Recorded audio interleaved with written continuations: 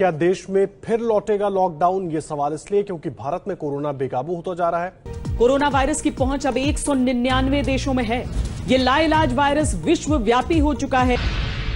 जिन 10 राज्यों से कोरोना के बहुत ज्यादा केस सामने आ रहे हैं, वहां केंद्रीय स्वास्थ्य मंत्रालय केंद्रीय टीमें भेजेगा। वायरस ने पूरी दुनिया का रीसेट बटन दबा दिया है, यानी दुनिया की सारी सेटिंग्स अब बदल गई हैं। इस लाइलाज वायरस ने दुनिया को अपने तौर तरीके बदलने पर मजबूर कर दिया है। वो आंकड़े हैं जो कोरोना से परेशान देश को और डरा रहे हैं। अरे बस बस बस भैया, बस बस बस, बहुत डरा दिया भाई, बहुत डरा दिया, बस करो। अरे चैन से घर पे बैठ के रोटी तो खाने दो। मतलब टीवी का रिमोट पकड़ के हाथ ऐसे ऐसे कांपते हैं कि भाई आने वाली खबर कितनों की मौत का फरमान लेके आएगी। इतने लोग मर गए, इतने लोग इन्फेक्टेड हो रहे हैं, इस राज्य में लॉकडाउन लग रहा है। भाई अब तो कोरोना के लॉकडाउन के नाम से भी पूरे 2020 में ऐसे ऐसे थर थर थर थर थर थर शरीर कांपता है। भाई लॉकडाउन लग गया, फिर से घर के अंदर कैद हो जाएंगे, और कैद हो के वजन बढ़ा रहे हैं। अब क्या कर सकते हैं भाई, 2020 साल ही कुछ ऐसा है, इतना मुश्किल कर दिया है ज़िंदगी को चलाना कि क्या बताएं। कई छोटे छोटे बिजनेस, बड़े बड़े बिजनेस ठप पड़ गए। बेचारे मजदूरों को अपनी नौकरियां गंवानी पड़ रही हैं। बच्चों का एकेडमिक ईयर ख़राब हो रहा है, पर हम जानते हैं कि बच्चों का एकेडमिक ईयर ख़राब हो रहा है। बच्चों के लिए तो ये साल वरदान से कम नहीं है, पर जो बात सच है वो तो सच है। एकेडमिक ईयर का बच्चों का नुकसान तो हो रहा है, पढ़ाई ख़राब हो रही है। सर्वाइव करना कई परिवारों के लिए बहुत मुश्किल हो रहा है, क्योंकि सैलरीज कई कंपनीज में कम हो गई हैं। पर इन सब प्रॉब्लम्स के बावजूद एक उम्मीद है, जिसकी वजह से हम सब ये साल जैसे जैसे जैसे जैसे करते करते दिसंबर तक खींच के ले ही आए हैं, और यही ऐसे करते करते कट जाएगा। उम्मीद है कि एक दिन ज़रूर आएगा जब एक कोरोना नाम का तूफान हमारी ज़िंदगी से चला जाएगा। मतलब कि वैक्सीन आएगी। और हाँ, आज की वीडियो में यही तो हम जानने वाले हैं। भाई वैक्सीन के पीछे जो दुनिया इतनी पागल हुई पड़ी है, भाई वैक्सीन ही है जो हमें इस बीमारी से बचा सकती है। भाई वैक्सीन काम करती कैसे हैं, ये जानेंगे भी कितने मुल्क जो हैं वैक्सीन बनाने के पीछे लगे हुए हैं, और इसमें हमें कितनी सक्सेस मिल चुकी है। इसके अलावा वैक्सीन हमारे पास कब तक आ जाएगी, और सबसे ज़रूरी सवाल जो हम सब इंडियंस को सबसे पहले दिमाग में आता है, भाई कितना कटेगा। तो चलिए दोस्तों, आज की वीडियो में इसी बात पे चर्चा करेंगे। पर वीडियो शुरू करने से पहले भाई आप में से जो लोगों ने चैनल सब्सक्राइब नहीं किया है, प्लीज़ इसको सब्सक्राइब ज़रूर कीजिएगा, और बेल आइकन ज़रूर दबाना, ताकि मेरी आने वाली अगली वीडियो भी आप लोगों को मिलती रहे। भाई पहले हम जाने वैक्सीन कैसे काम करती है। ये जानना ज़रूरी है कि हमारी बॉडी किसी भी वायरस के अगेंस्ट काम कैसे करती है। अब जब भी हमारी बॉडी इन्फेक्टेड होती है किसी भी वायरस से, चाहे वो बैक्टीरिया हो गया, फंगस हो गया, इन सबको साइंटिफिक टर्म में पैथोजन कहा जाता है। पैथोजन का मतलब ये भी कोई भी आउटर सब्सटेंस जो हमारी बॉडी के अंदर जाके उसको बीमार करता है। कुछ बैक्टीरिया हमारी बॉडी के अंदर भी होते हैं, पर वो हमारी सेहत के लिए अच्छे हैं। इसीलिए कहा गया कि कोई बाहर का सब्सटेंस, कोई बैक्टीरिया, वायरस, फंगस जैसी कोई भी चीज़ आके हमारी बॉडी के अंदर एंटर करे और हमें बीमार करे, उसे पैथोजन कहा गया। अब पैथोजन के आने से हम बीमार होते हैं, पर हमारा इम्यूनिटी सिस्टम है जो उसके अगेंस्ट हमें बचाता है, उसको ख़त्म करता है। अब इम्यूनिटी सिस्टम में कुछ तो होता है ऐसी चीज़ जो उसके खिलाफ लड़ती है, उसे कहा जाता है एंटीबॉडीज़। अब एंटीबॉडीज़ बनाने के लिए ही पैथोजन की भी ज़रूरत पड़ती है। मतलब जो बाहर से सब्सटेंस अटैक करने आया है, उसी के ज़रिए उसको मारने की दवा निकाली जाएगी। अब ये बनती इस तरीके से है कि बाहर से कोई पैथोजन हमारी बॉडी के अंदर एंटर कर गया। अब पैथोजन की बॉडी के ऊपर कई सारे कुछ सरफेस पे पार्ट्स होते हैं, जिन्हें हम कह सकते हैं छोटे छोटे मॉलिक्यूल्स मान लीजिए, उसके बॉडी के सरफेस पे होते हैं। अब हमारी बॉडी पैथोजन को नहीं पहचानती, उसको पैथोजन से कुछ नहीं लेना। उसको तो बॉडी के ऊपर जो उसके छोटे छोटे मॉलिक्यूल्स हैं, जिनको कहा जाता है एंटीजन, उनके ज़रिए उसने एंटीबॉडीज़ बनानी है। अब पैथोजन आया, एंटीजन को हमारी बॉडी ने डिटेक्ट किया, और उसके ज़रिए हमारी बॉडी के अंदर बहुत छोटे छोटे, बहुत कई सारे एंटीबॉडीज़ होती हैं। अब उस एंटीजन के मैच की अगर एंटीबॉडी जो मिल गई, जिस बॉडी में एंटीजन मैच कर गया, जिस एंटीबॉडी ने उसको डिटेक्ट कर लिया, उसके समझ जाना है भाई ये एंटीजन को ख़त्म करने के लिए ये वाली एंटीबॉडी, मतलब इस स्ट्रक्चर की ज़रूरत है। तो उस तरह की कई सारी एंटीबॉडीज़ और प्रोड्यूस होनी शुरू हो जाएगी, और वो धीरे धीरे उस पूरे पैथोजन को ख़त्म करके हमें वायरस से आज़ाद करा देगी, हमें बिल्कुल ठीक कर देगी। अब वैक्सीन भी इसी थ्योरी के ऊपर काम करती है। अच्छा, अब इतना ही नहीं, अब पैथोजन तो मर गया, पर एंटीबॉडीज़ के साथ में उनके बीच में मेमोरी सेल्स भी होते हैं जो ये याद रखते हैं कि भाई ये पैथोजन था जिसने आके मुझ पर अटैक किया है, अगर ये फ्यूचर में दोबारा आया ना तो मतलब मैं पहले से रेडी हूँ, मेरे पास एंटीबॉडीज़ तैयार हैं। अगर फ्यूचर में दोबारा अटैक करता है तो उसकी एंटीबॉडी ऑलरेडी अवेलेबल है आपकी बॉडी के अंदर, मतलब आप ऑलरेडी इम्यून हो उसको अगेंस्ट। अब आई बात वैक्सीन की। वैक्सीन बनाने की थ्योरी भी यही है। क्या किया जाता है कि वैक्सीन के अंदर जिस पर्टिकुलर वायरस के अगेंस्ट इम्यूनिटी पैदा करनी है, जैसे अभी कोविड-19 वायरस के अगेंस्ट इम्यूनिटी पैदा करनी है, तो वैक्सीन में क्या किया जाता है, उसके अंदर उस वायरस के कुछ डेड बॉडी पार्ट्स या उसका डेड उस वायरस को, मतलब वो मरा हुआ, वो कुछ कर नहीं सकता, जस्ट बॉडी पार्ट है, मरा हुआ है, कुछ इन्फेक्ट नहीं कर सकता आपकी बॉडी को, उसको आपकी बॉडी में इंजेक्ट किया जाता है। अब उस छोटे से हिस्से के ऊपर एंटीजेंस होते हैं। एंटीबॉडीज़ ने क्या करना है, वही एंटीजेंस को पहचान के अपने और सोल्जर्स, मतलब एंटीबॉडीज़ और ज़्यादा बना देनी है। इम्यूनिटी सिस्टम का यही काम है। अब वो वायरस आपकी बॉडी के अंदर गया, वो तो डेड है भाई, वो कुछ कर ही नहीं पाएगा, तो आपकी बॉडी को पूरा आराम से टाइम मिलता है उसके अगेंस्ट एंटीबॉडीज़ बनाने के लिए। तो इस तरीके से आपकी बॉडी इम्यूनिटी जनरेट करना शुरू कर देती है। इसका बहुत अच्छा एग्जाम्पल है पोलियो। अब देखते हैं कि हमारे देश में अब पोलियो ऑलमोस्ट ख़त्म हो चुका है। देश में क्या, वर्ल्ड में ऑलमोस्ट ख़त्म होने की कगार पर है। पर ये ख़त्म एकदम से नहीं हुआ। बचपन से ही बच्चे को पोलियो ड्रॉप्स पिलाई जाती हैं, वैक्सीन किया जाता है। वो वैक्सीन जो करते हैं उसका काम यही है कि उसके अंदर वही डेड पार्टिकल्स होते हैं, डेड पार्ट्स होते हैं, जो बच्चे के बड़े होने तक इतना बॉडी के अंदर, मतलब पहले ही इम्यूनिटी उसकी जनरेट हो चुकी होती है, इसी थ्योरी के बेस पे। अब कोविड-19 की जो वैक्सीन आनी है उसने यही थ्योरी के बेस पे काम करना है। लोगों को वैक्सीन लगाई जाएगी तो उनकी बॉडी के अंदर ये एंटीबॉडीज़ जो है जनरेट होनी शुरू हो जाएगी और वो अपने आप इस बीमारी के खिलाफ इम्यून हो जाएंगे। दुनिया में 180 से भी ज़्यादा कंट्रीज़ जो हैं इस वैक्सीन को बनाने के पीछे लगी हुई हैं। अब सबकी वैक्सीन्स के बारे में तो आपको मैं बता नहीं सकता, हाँ कुछ गिनी चुनी जो कुछ ज़्यादा ही नाम में चल रही हैं, मतलब जो जिनकी परफॉर्मेंस बहुत अच्छी रही है, उन वैक्सीन्स के बारे में आपको मैं बताऊंगा। नंबर 1 पे आती है एस्ट्राजेनेका।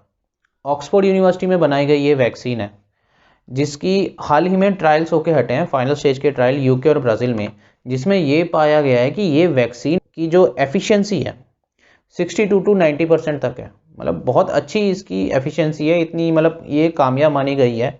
और जिन जिन लोगों को ये लगाई गई थी ट्रायल में, ये देखा गया कि उनमें कोई भी कोविड के लक्षण नहीं पाए गए, ना ही उनका कोई हॉस्पिटलाइजेशन हुआ, मतलब इसके साइड इफ़ेक्ट्स बहुत ही कम है। दूसरे नंबर पे आती है फाइज़र और मॉडर्ना।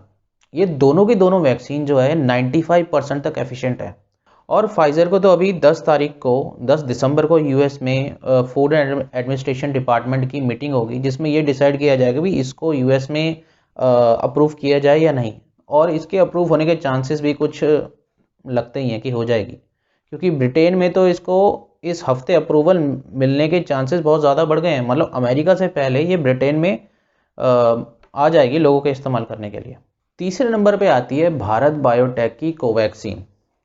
21 नवंबर को Bharat biotech private limited company ने कहा है कि हम अपनी इस इंजेक्शन की 3rd ट्रायल शुरू करने वाले हैं दिल्ली, मुंबई, कोलकाता जैसे शहरों में, हैदराबाद भी। और कंपनी का कहना है कि इनकी जो वैक्सीन है ये कम से कम 60% पूरी एफिशिएंट है इस वायरस के अगेंस्ट लड़ने के लिए। 60% is not a bad number, क्योंकि WHO ने कहा है कि कम से कम वैक्सीन का 50% एफिशिएंट होना ज़रूरी है अगर उसको अप्रूवल चाहिए।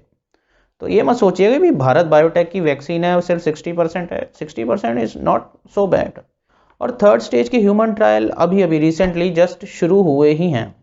तो उम्मीद करते हैं कि ये जो वैक्सीन है ये और ज़्यादा अच्छी परफॉर्म करेगी, क्योंकि इंडिया में बन रही है तो इससे उम्मीद बहुत ज़्यादा जुड़ी हुई है। अब चौथे नंबर पे आती है स्पुतनिक 5 वैक्सीन। रशिया के मॉस्को शहर के गमालिया इंस्टीट्यूट द्वारा बनाई गई ये वैक्सीन है जिसकी एफिशिएंसी बताई जाती है कि 92% है। हालांकि इसके ट्रायल इतने कुछ ज़्यादा लोगों पे नहीं हुए, जहां इंडिया और यूके में हज़ारों लोगों के ऊपर इसके 3rd ट्रायल हुए हैं, 3rd स्टेज के चल रहे हैं, कई शहरों में हो रहे हैं, जैसे इंडिया में हो रहे हैं, यूके में हो चुके हैं। इनके ट्रायल की सिर्फ गिने चुने को 100 लोगों पे करके बस इसको निपटा दिया। पर वो 100 लोगों पे ट्रायल करने के बावजूद भी इसकी 92% एफिशिएंसी मिली है। तो एक तरह से कह सकते हैं कि यहाँ पे कहीं ना कहीं रशिया ने मतलब दुनिया को दिखाने के लिए भी हमने ट्रायल जल्दी जल्दी कर दिए, हमने पहले वैक्सीन बना ली। शायद इसलिए कह सकते हैं कि इन्होंने हज़ारों लोगों की जगह सिर्फ कुछ 100 लोगों के ऊपर इसके ट्रायल करके निपटा दिया। पर कहा गया है कि ये 92% जितनों पे भी ट्रायल किया उन पर 92% कामयाब निकली है। और रशिया के तो हेल्थ मिनिस्टर ने साफ साफ कह दिया अभी हमको कोई प्रॉब्लम नहीं है, हम दुनिया को ये वैक्सीन देने के लिए तैयार है। और इंडिया में तो इस हफ्ते इसके ट्रायल शुरू हो गए, 3rd स्टेज के ट्रायल शुरू हो गए। तो दुआ करो भाइयों की ये भी इंडिया में काम कर जाए, क्योंकि 130 करोड़ की आबादी है तो बहुत ज़्यादा ज़रूरत पड़ेगी वैक्सीन की। अब 5वें नंबर पे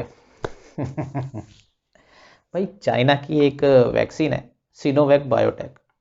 जी हाँ, अब चाइना के लिए बहुत ज़रूरी है इस टाइम पे वैक्सीन का इजाद करना, क्योंकि भाई आज थैंक्स टू चाइना कि हम लोग 2020 का इतना लुफ्त उठा रहे हैं। इस वैक्सीन में चाइना वालों ने कुछ क्लियरली डिफाइन नहीं करा भी कितनी % ये एफिशिएंट है, कितनी इफ़ेक्टिव है।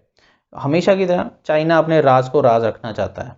हाँ, ये जानने में ज़रूर है कि इससे इम्यूनिटी रिस्पॉन्स बहुत तेज़ आता है, मतलब इसका इम्यूनिटी रिस्पॉन्स बहुत तेज़ है, पर एंटीबॉडीज़ इसमें कम बनती है जितनी बननी चाहिए। जब बाकी वैक्सीन्स की मैंने बात बताई है उनके मुकाबले इसमें एंटीबॉडीज़ थोड़ी कम प्रोड्यूस होती है। तो ये कहीं ना कहीं इसका नेगेटिव पॉइंट है। और अपने आप में एक बड़ा नेगेटिव पॉइंट तो ये है कि भाई ये चाइना बना रहा है, तो हम इंडियंस तो कहाँ चाइना, मतलब चाइना का बहिष्कार चल रहा है तो भूल जाओ भी हम इंडियंस इस वैक्सीन को लगाएंगे, बिल्कुल नहीं लगाना, क्योंकि कुछ नहीं पता, चाइना का माल है। और पता लगा भी वैक्सीन गई अंदर और आत्मा गई बाहर। बच के रहना भाई। अब अगला सवाल, सबसे अहम सवाल, भाई कितने की होगी वैक्सीन? मतलब अमीर लोग तो खरीद ही लेंगे, कोई बात प्रॉब्लम की नहीं है, पर हम जैसे मिडिल क्लास या गरीब लोग वो इसे अफोर्ड कर पाएंगे कि नहीं?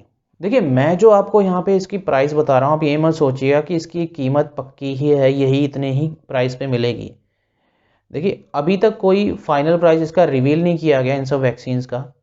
हाँ, ये एक अंदाज़ा है, मतलब यहाँ वहाँ से कहीं ना कहीं से मैंने बस पता किया है जैसे तैसे, एक आप लोगों को एक मोटा अंदाज़ा मिल जाए कि कितनी प्राइस होगी इसकी। तो पहली वैक्सीन पे आते हैं। एस्ट्राजेनेका वैक्सीन की जो प्राइस होगी गवर्नमेंट के लिए, वो गवर्नमेंट रखेगी, जो गवर्नमेंट के अंडर दी जाएंगी, उनकी होगी $3 से लेकर $4 तक। तो करीब लगा लीजिए 300-400 के आसपास। पर जो अगर प्राइवेट तौर पे डिस्ट्रीब्यूट होती है तो इसकी प्राइस थोड़ी ज़्यादा होगी। दूसरे नंबर पे आते हैं फाइज़र और मॉडर्ना। फाइज़र की कॉस्ट जो है वो करीब $20 के आसपास होगी। ये जो मैं आपको जितनी भी कॉस्ट बता रहा हूँ ये पर डोज है। एक हो सकता है कोरोना से ठीक होने के लिए दो भी डोज लगानी पड़े, मतलब 2 वैक्सीन लगाने पड़े इंसान को। तो ये मैं आपको पर डोज के हिसाब से प्राइस बताएं। फाइज़र की तो करीब $20 के आसपास होगी। मॉडर्ना 25 से लेके $35 तक इसकी प्राइस है। तीसरे नंबर पे आते हैं स्पुतनिक 5, रशिया की जो वैक्सीन है। भाई रशिया वालों ने कहा है भी ये वैक्सीन जो है इंटरनेशनल मार्केट में $10 या उससे भी कम में मिलेगी, मतलब करीब 750 से 800 रुपये में अंदाज़न, अगर हम इंडिया में मिले तो हमारे, तो करीब इतनी इसकी एक डोज की कीमत होगी, जो ठीक है, ठीक ठाक है। 4th नंबर पे वैक्सीन आती है भारत बायोटेक की कोवैक्सीन। अब इसके बारे में जो बात मुझे पता लगी है वो कुछ अचंभा करने वाली, मतलब हैरान करने वाली है। बिजनेस स्टैंडर्ड की एक रिपोर्ट में बताया गया है कि जो भारत बायोटेक के MD है डॉक्टर कृष्णा इल्ले, उन्होंने कहा है कि ये वैक्सीन जो है ये $100 या उससे भी कम में अवेलेबल कराई जाएगी। मतलब अगर इस प्राइस पे अगर वैक्सीन मिल गई तो भाई वारे नहीं आ रहे इंडिया के। 5वें नंबर पे आती है चाइना की, छोड़ो यार, जो लगानी तो इसका पूछना क्या, छोड़ो, चाइना की वैक्सीन नहीं लगानी, नो नेवर। अब सवाल आता है भी वैक्सीन कब तैयार होगी, कब हम तक पहुंचेगी और कब हमें इस कोविड-19 नाम की बीमारी से छुटकारा मिलेगा। देखिए इस बारे में क्लियरली मेरे पास भी कोई डिटेल नहीं है। मैं आपको कुछ भी अपनी तरफ से कह दूं कि इस महीने में आ जाएगी और आप झूठी उम्मीद लगा के बैठ जाओ, वो मुझे सही नहीं लगता। हमारे हेल्थ मिनिस्टर हर्षवर्धन जी ने कहा था कि उम्मीद है कि 2021 के फर्स्ट क्वार्टर में हमें वैक्सीन काफ़ी हद तक चांसेस है कि मिल जाए।